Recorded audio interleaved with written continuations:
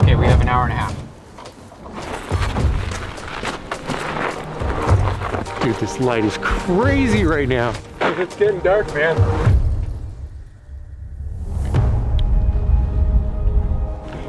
I haven't done a shoot at 4:50 in the morning ever, I don't think. Okay, 300 photos, runtime hour and a half. Lately, it definitely feels like I've been in a bit of this rut with my filmmaking. I've been kind of waiting around for this next big idea or project to come to me, and so far it hasn't come. I've decided I've got to be okay with tackling smaller projects that still challenge me. So I'm going to try film with 6 people I've never met before in 3 days and try to walk away with something that I actually like, something that I feel like has a piece of me invested in it.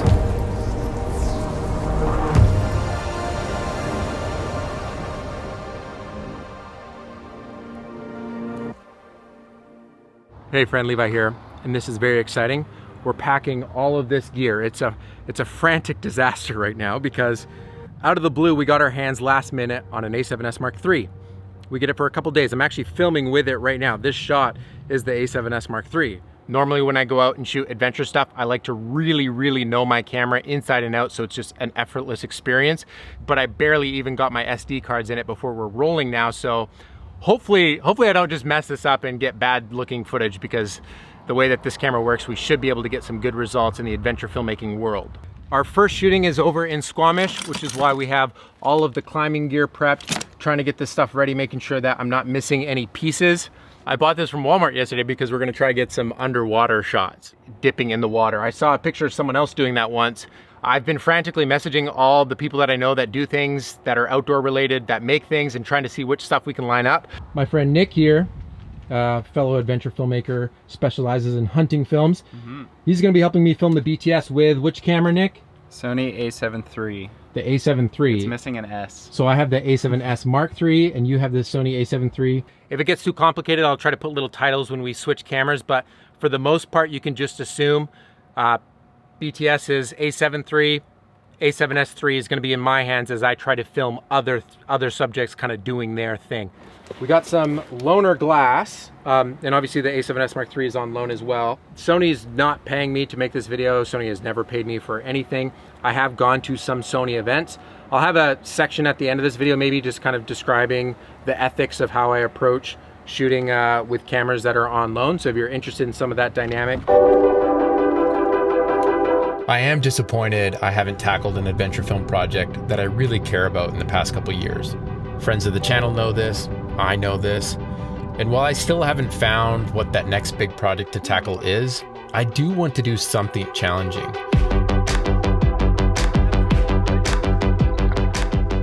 And what I look for in a project is where the intersection of things that challenge me meets interesting people. That's usually a good recipe to get the ideas flowing. I reached out to Matt, who had introduced himself by email a couple of years ago, and he agreed to take me out on my first canyoneering experience.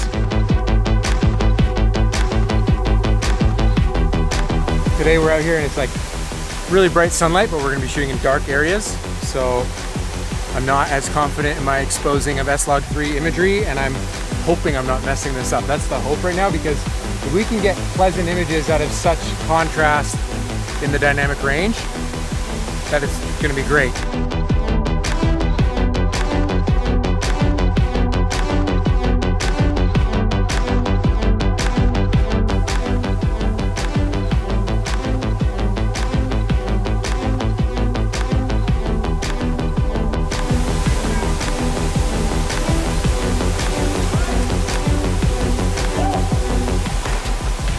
Let's go try our first underwater shot.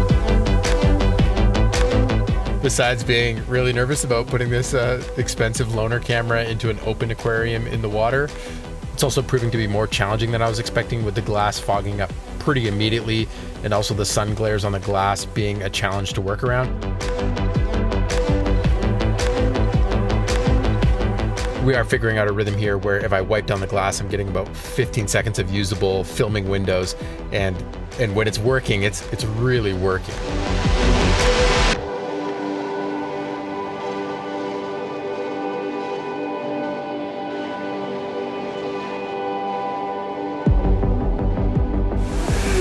That was amazing.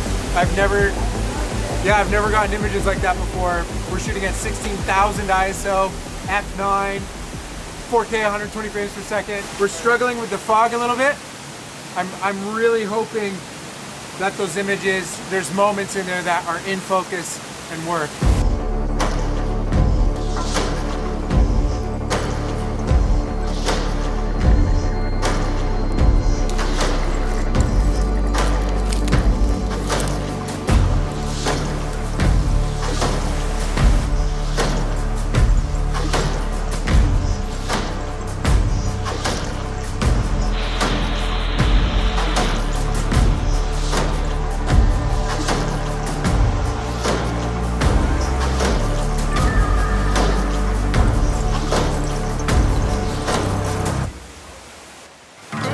The main idea for the visuals behind this piece was obviously subjects that would look really interesting in slow motion. So when Matt was describing these dark canyons that we could rappel through as water's just flowing all around us, that was definitely a visual that I was very excited for. Rappelling with camera gear down through a wet environment certainly has its own challenges, but immediately once we get into this spot and I start rolling, my excitement level just starts shooting through the charts to be able to aesthetically be capturing these shots that are so unique that I've personally never been able to capture before, and I'm just pumped.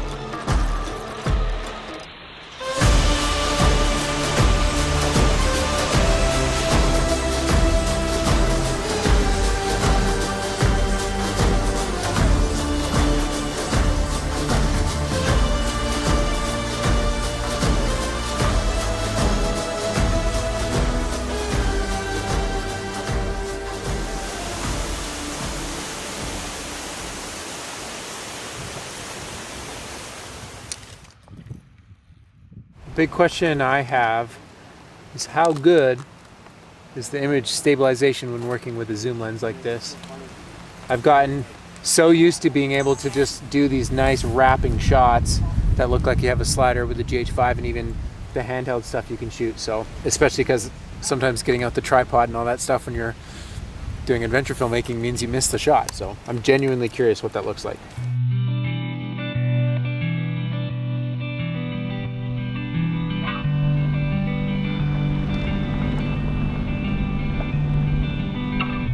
Lining up half a dozen people to shoot with in a 3-day period is proving to be uniquely difficult in its own way. We had a hard time lining something up for our first evening. And instead of stressing about it too much, I decided to just take my wife out and we would go to one of our local favorite lakes and just spend the night there and see what kind of visuals we could capture camping.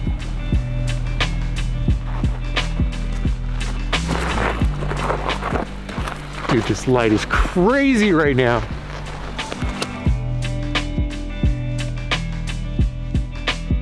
Getting beautiful visuals for me is really, really exciting. But what I'm thinking about here now is how do I create a collection of moments that I can weave together into one seamless story experience? Someone who agreed to let us film with him tomorrow is a blacksmith, and we're gonna film him forging an axe. And so one thing we did as we were driving out to go camping is actually swing by his place and pick up one of his finished axes. Now we're gonna set up and build a fire here out camping with an axe that will be identical to one that we will film getting made tomorrow. With my adventure film stuff, I usually try to press into the people that we're following to film to get the story from on what they're actually doing. And on this case, because we're filming so many different people in such a short period of time, I'm starting to try to think through how do I pull this off in a way that actually has some story in it. And as we're out here kind of doing this, I'm realizing maybe there's a way I can include my filmmaker voice into the final finished short film. And as I start to go down that trail, I'm starting to realize something that I could include as the sort of through line here is what is my core motivation when I pick up a camera, and how is that so challenging for me sometimes to actually do in a way that feels authentic to me and keeps me motivated? Like, what's that sort of tension there? And I'm kind of trying to figure out what that actually is as we're out here actually doing it. It feels very strange adjusting to autofocus. That works really well. Like doing focus pulls by touching on the screen is such a different way of shooting, where you can adjust the ramp speed so it can feel like a very natural shift of focus. And at the end of the focus, it doesn't do that pulse that I'm so familiar with. It just gets there and hangs out. When I've shot with the A7S that I used to own in the past and other full frame Sony stuff, I was pretty often adapting the EF lenses that so many of us already had if we started shooting on Canon. And this time around, I'm actually shooting all on Sony glass. And the benefit of being able to just have that really responsive autofocus, it opens up a new kind of way of thinking about how to shoot, because so often I'd have to stop down the aperture quite a bit if I wasn't able to manually pull focus reliably enough of fast moving subjects as things are happening. And it's like almost having your own assistant focus puller right with you as you're shooting some of this stuff. You just have to tell, hey, this is where I would like you to go, or use one of the smart modes. I'm still trying to figure out what all the zone modes, how they behave, but so far I've been quite pleased and using the tracking mode where I just tap what I want and then it just holds on to it, which is really neat. Like being able to do that while you're like rappelling off a line or moving quickly. There's just a lot of scenarios where autofocus is super helpful when you're moving fast.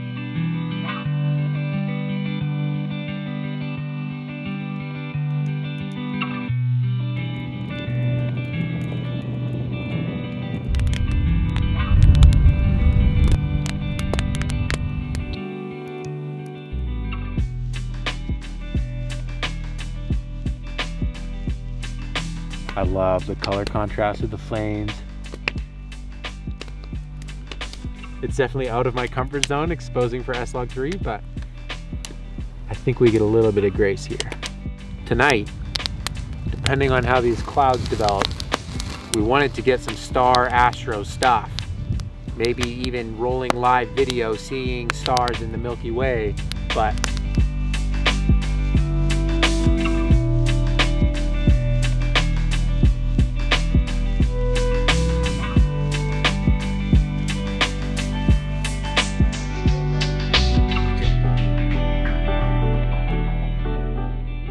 I can see stars with my eyes. Yep. I can see the tent with my eyes.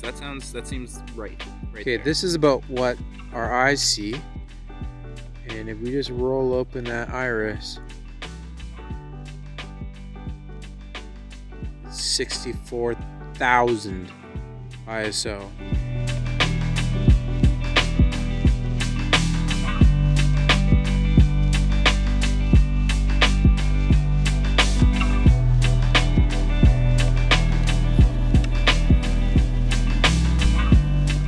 Have such clean noise performance at such short shutter speeds means you can squeeze more time lapses into a shorter period of time, because normally I've been constrained to needing to do 30-second exposures, which basically determines the length of your time lapse, and you just run it until the battery dies on the camera, which is, you know, that gets you your 400 images for a time lapse. But because we can run 8-second exposures instead of 30-second exposures, that gives us just a lot of latitude here for, we can run maybe at least 2, maybe 3 time lapses tonight with the same camera setup in multiple configurations, which is just, maybe I'm speaking too soon, maybe a bunch of stuff will come in, but okay, 300 photos, runtime hour and a half. Okay, here we go, you ready?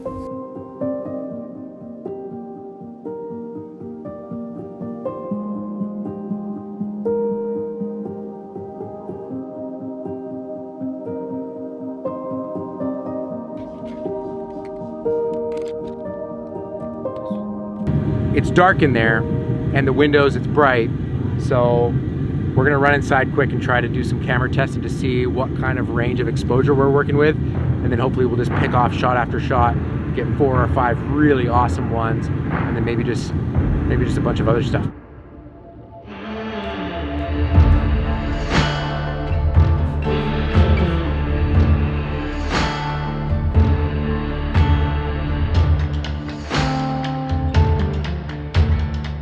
trying to decide what kind of environmental exposure is really going to show off the molten red steel the best. We'll be really pushing low noise performance. From what I was seeing from the Canyoneering stuff, I think that's doable. So we're going to set up a light, and then hopefully we'll just start rolling on some clips here.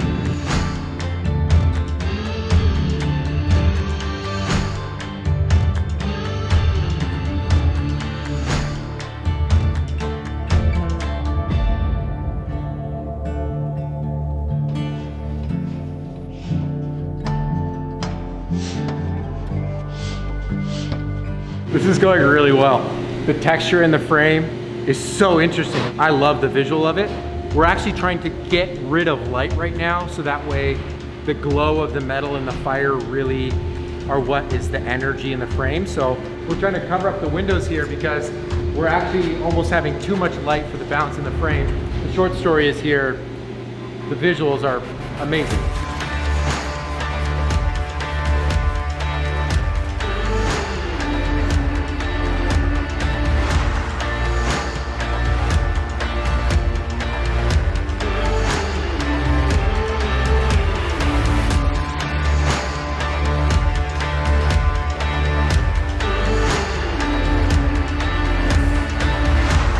Like this clip right here. Yeah, that's incredible. And that's just one light in the shot too. That's crazy. Yeah. That's crazy. Dude, I'm so hyped right now. Nick, we offloaded some footage, checked it out in the production van. What does it look like? It looks sick, man. The canyoneering stuff, I'm really excited. Yeah, low light at the high frame rate, super money. And so Nick here, I gave him a little bit of an introduction before. He makes some rad hunting films. You should definitely check him out. I got his channel linked down below. We actually had planned to film a lot of education content on one of the filming workshops.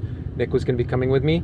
We're gonna film all this material and release it in the fall, but our plans got changed for us, but that doesn't mean we aren't, we're still moving forward with it. So we're building more ideas out on how do we help other people who want to make outdoor films make them.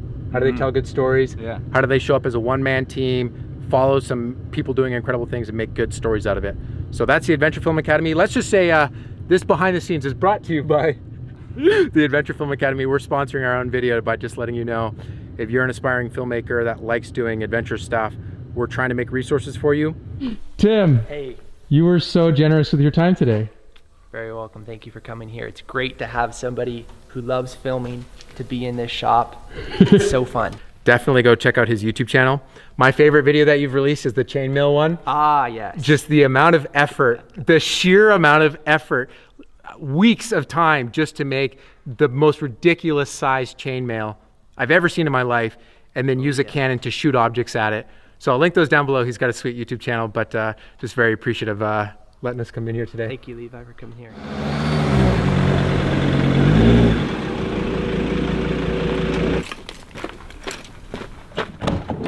We're losing light, Nick. It's getting dark, man. Now we only have a little more than 14 hours, which is not that much time. And we're gonna hike up this mountain tonight because there's a runner that's gonna meet us on the ridge for a really, really, really early morning light. And then we're gonna try to squeeze in like 2 more people tomorrow. So we're just like, I can't remember a time I've gone this hard on a project where we are just moving from one scene to the next scene. And I very rarely have specific ideas of shots I want to get, but in these instances, when I look at what some of the people we're filming doing and I see kind of their Instagram and I know what they do already, I just kind of have a vision. So I so rarely do that. Normally I just pull up on location and just start recording like crazy. I've got a sleeping bag, I've got a pad. I do have a tent, you have a tent. We have cameras, batteries, media, lights, Ronin. I've got the 50mm and the 16-35, and you have the 24-70. 24-70 and the 70-200. Sweet. Are we missing anything? I don't think so. You got a headlamp? Oh yeah. Okay, man. Hiking poles are the filmmaker's secret weapon for carrying lots of weight. That's when you get to feel both like a dad and a professional filmmaker at the same time.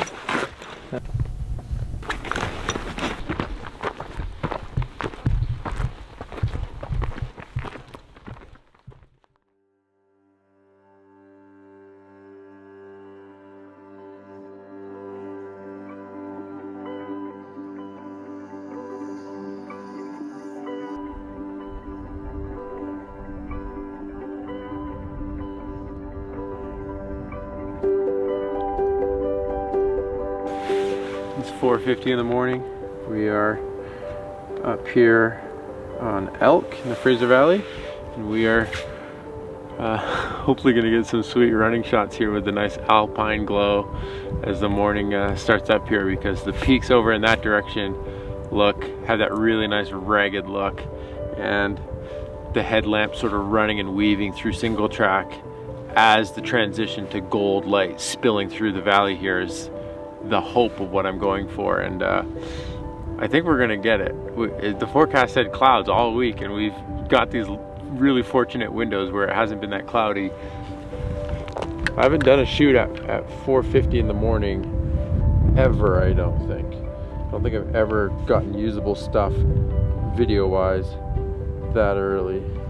But down here on my monitor, I'm like getting a wonderful image of Baker right now, and that is definitely exciting. Good morning. Good morning. This light is the stuff I want to start shooting in pretty quickly here. Sure. I thought I was going like at least a kilometer. That's what I had told you. So that yeah. We went a kilometer. Okay, you're good, Jenny.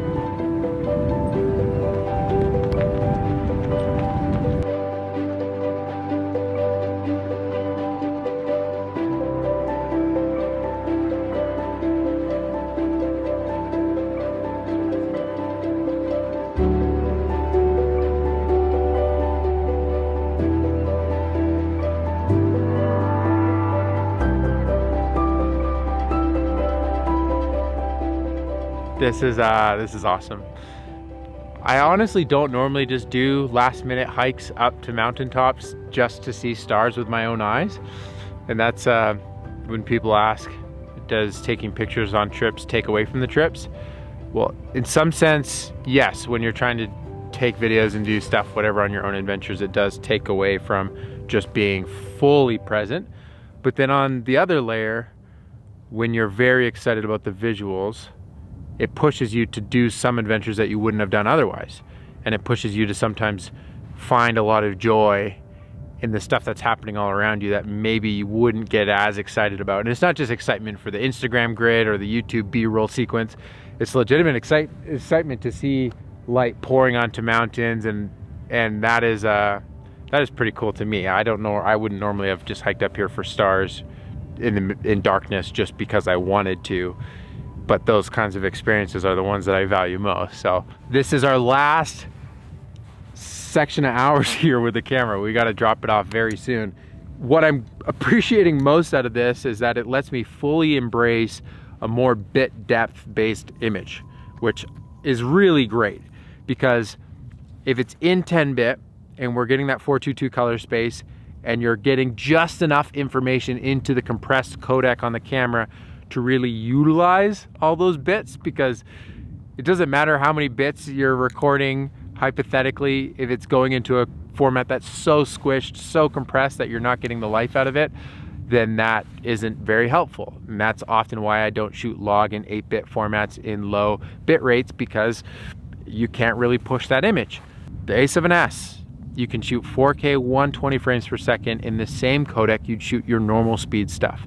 That to me is a massive, massive, massive advantage when I approach finishing these pieces and actually color grading it and doing the whole workflow myself, because the imagery can just be cohesive across the board from the 24 frames all the way to the 120 frames, and it's all gonna be in that same color space. You can push the image just as much, and that is really cool.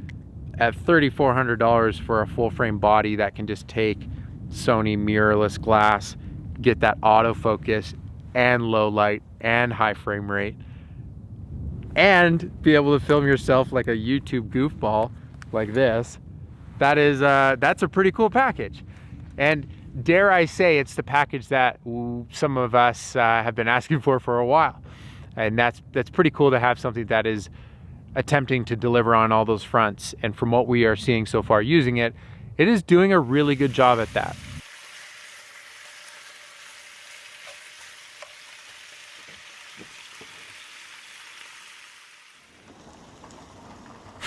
I don't often get to show the van working as a work vehicle in videos, because most often when I'm making videos about it, it's because we're going on an adventure with my wife, but I do use this for work often. And especially when you're shooting your own stuff where you're not getting paid to do it and you're trying to save money, it is very helpful having a hotel on wheels, storage for all the gear. So we're gonna quickly get some clean clothes on, try to de-smell ourselves a little bit, eat some food. And it's off. We're gonna try to fit in 2 more spots today.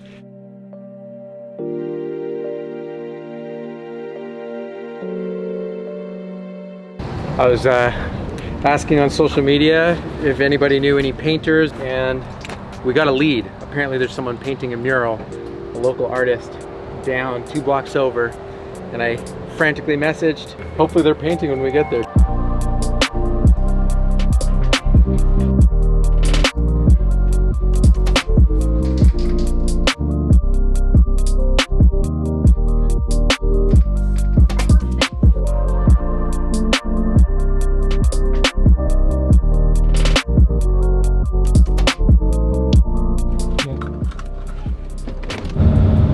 We have an hour and a half. The last location is this fantastic carver who does these beautiful wood sculptures, and he agreed to let us stop by his home shop.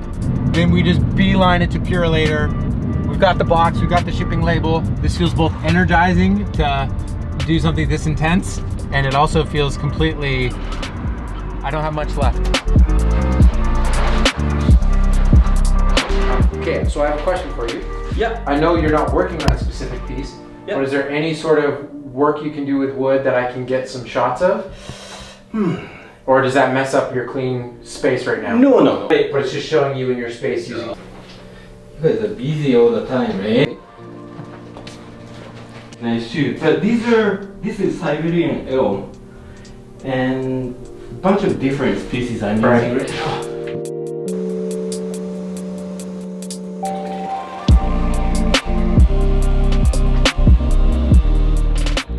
As we are frantically wrapping up at our last location, I'm reminded, and it's settling in again, how grateful I am that a camera can get me access to filming so many unique and wildly talented people. I appreciate this so much, thank you. 3 days ago, I hadn't met any of these people. I'm grateful to have gotten out and actually tried my hand at making something that I care about from circumstances that challenge me. I'm invigorated to actually be taking risks creatively again. And I can't wait to see how this one little project is going to unlock in my brain and lead me to whatever lies next in my filmmaking adventure. Of course, the challenge still lays ahead of piecing together all this footage into one finished edit, but so far I would say this has been a massive win.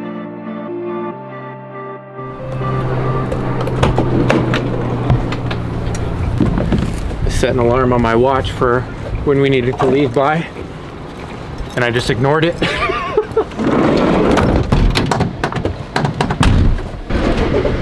The final import.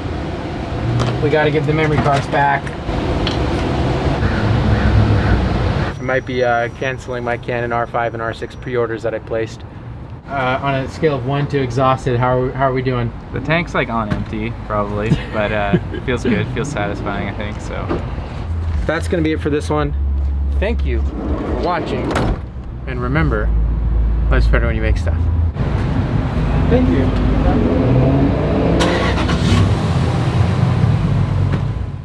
I want to address some things here at the end. Of course, I wanted this video to go up sooner. That was the plan. We shot it in the end of August, and we could have turned it around quickly, but I had a RAID failure where my 36 terabytes went offline for a while, and that was a disaster in its own right. So this is later than I expected, but it's great to finally have it finished. And I want to address some ethics things here at the end.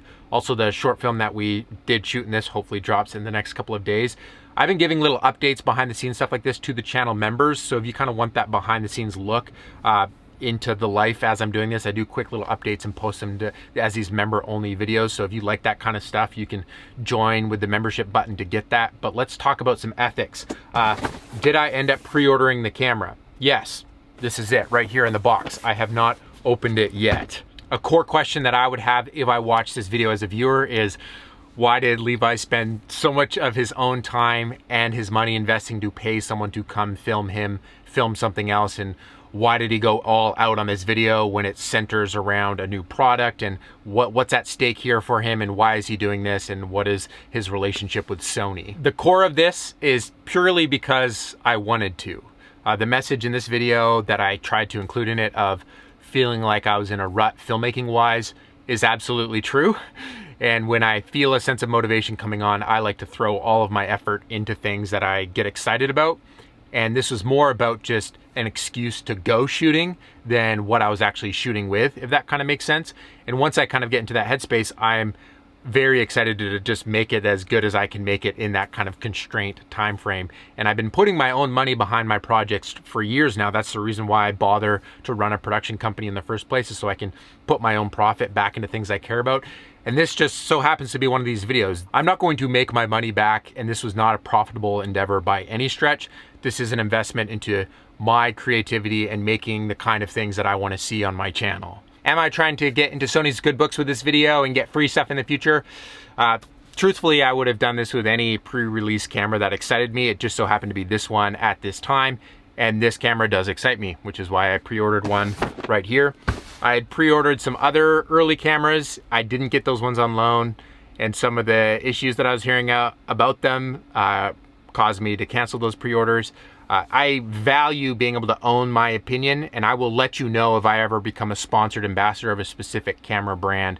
And until that point, you can always assume I'm just going to use the stuff that I want to use at that given time and that I can actually afford to buy. That's kind of one of the things at play here when I'm buying things with my own money, is that I actually have to be able to buy it. So when people are asking me, why aren't you trying this camera, why aren't you changing your systems? It's because changing camera systems is absolutely expensive, and I do not take it lightly that I've been using the same system for 3.5 years and I'm making a switch now. That's a big pivot. I'll probably share about that on the channel in the future, but I just wanted to be able to be frank with you about the dynamics in this video. I hope you enjoyed it. Catch you in the next one. Peace.